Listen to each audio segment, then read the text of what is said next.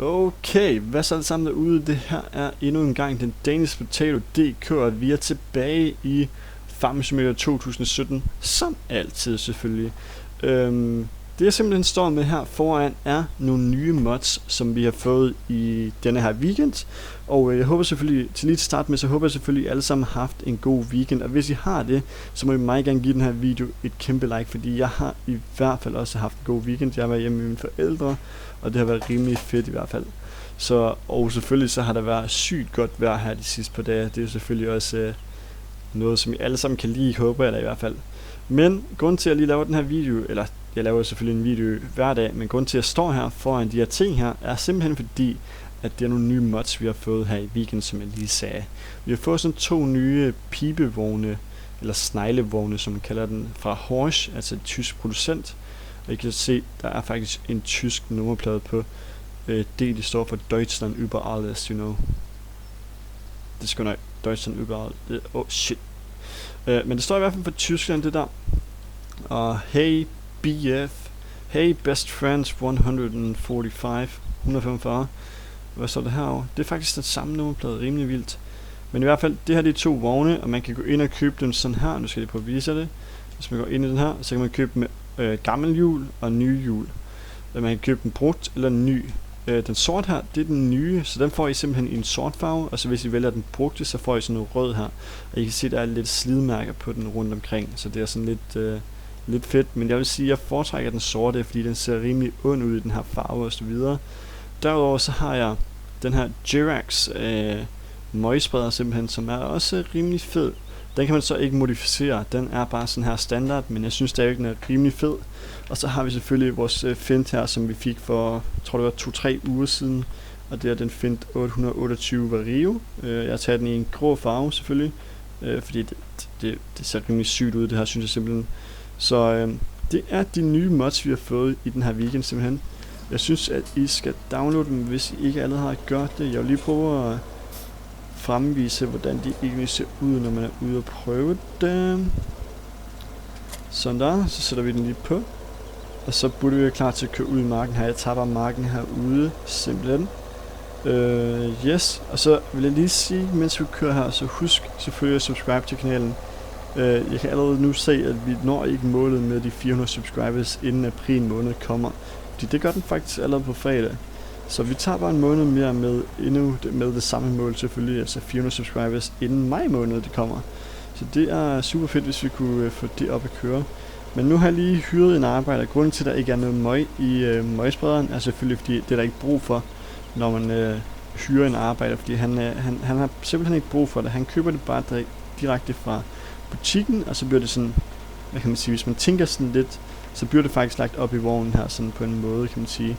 Men jeg vil sige, at det her setup, det ser faktisk rimelig fedt ud. Måske er traktoren lidt for stor til møgsprederen. Det burde nok kun have været en Fint 700 ved rive. Og så vil jeg selvfølgelig sige til ham, der er en af jer, der kommenterer hele tiden, at han ikke kan lide Fint eller sådan et andet, tror jeg. Men jeg vil sige, at Fint, det er nok min yndlingstraktor i det her spil, for det er en rimelig fed og stabil traktor i hvert fald, og rimelig vild med at placere det udstyr derhenne. Det er faktisk en rimelig fed traktor, når det kommer til stykket, vil jeg sige. Men jeg kører selvfølgelig også andet end Fint, når det kommer til stykket. Jeg kører faktisk lidt af det hele. Sådan der.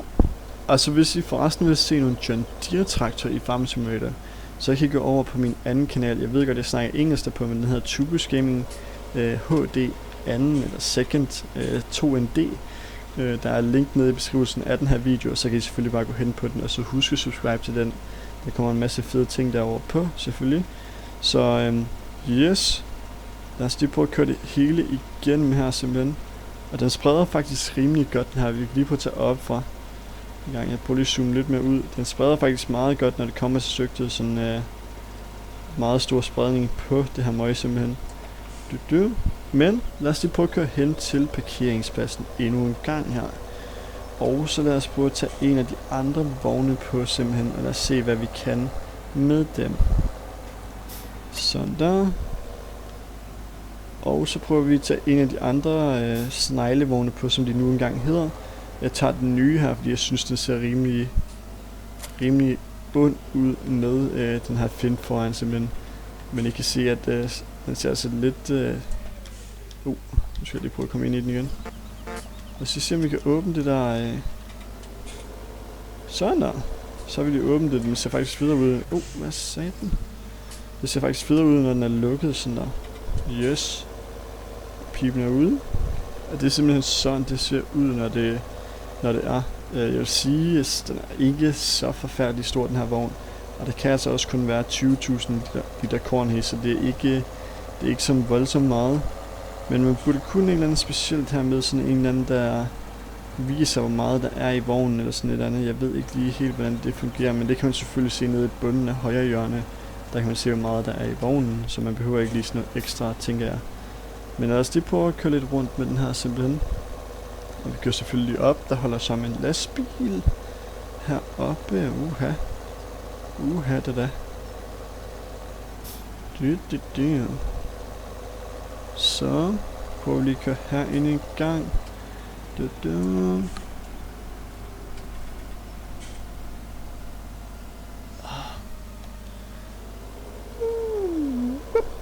Så kører vi lige her en gang. Nu er lige med mit headset, der sad lidt forkert i hvert fald.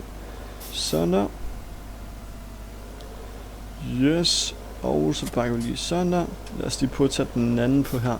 Så kan I lige prøve at se forskellen på farverne her. Men der er ikke... hvad kan man sige? Det er jo som sagt den samme vogn. Den eneste forskel, det er selvfølgelig farverne. Den her den er rød, og så er det selvfølgelig også ny. Det er sådan set den eneste forskel, der egentlig er, når man tænker over det. Så ja. Jeg skal prøve at køre lidt med den også. Jeg har faktisk lige prøvet at lave noget sygt med den. Det håber jeg selvfølgelig, I er med på at lave lidt sjov en gang imellem. Vi går lige op på tunnelen her, som jeg gør i en af mine andre videoer også. Og så jumper vi lige ud her en gang. Lad os lige prøve at se det. Det ser så sygt ud. Det jeg simpelthen lige venter på her, er at der kommer en bil. Så jeg prøver at se om jeg kan jumpe ned foran den. Nej, det vil jeg ikke, for det er faktisk så farligt. What? Okay, det der var bestemt ikke meningen. Upsi. Det var ikke meningen, det der. Der kom en bil. Hey, hjælp. Please, help me. Okay, tak for ingenting, mand. Tak for ingenting. Du var en god traktor.